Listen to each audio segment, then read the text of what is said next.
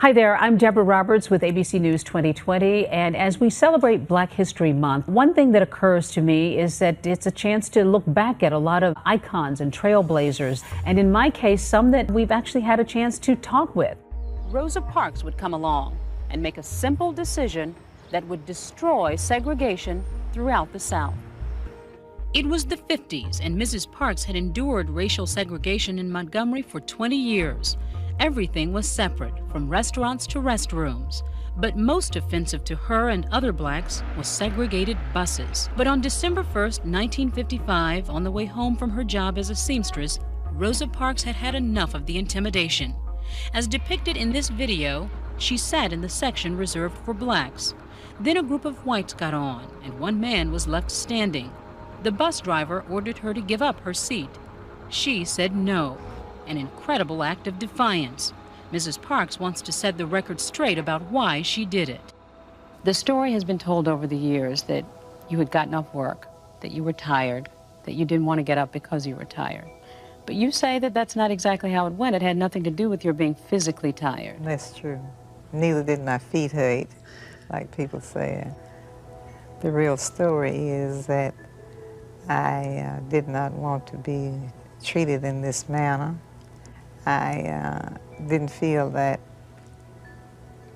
it was the right thing for us to be enduring. It was such an honor to get to meet Rosa Parks at age 82, right at that spot where she had been arrested for refusing to give up her seat and going to the back of the bus.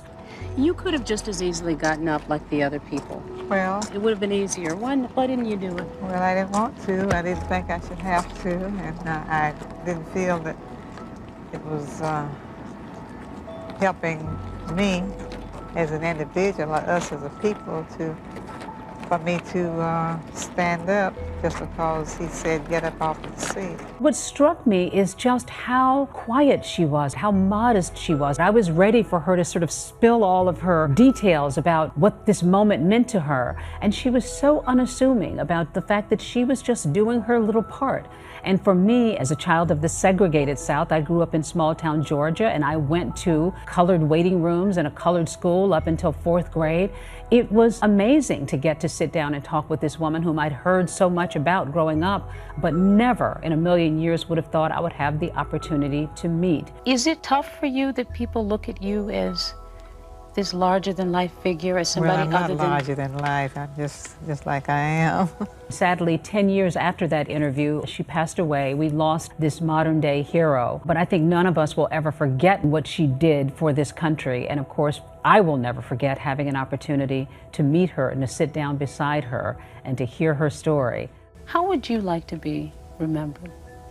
Well, I would like to be remembered as a person who wanted to be free and wanted other people to be also free.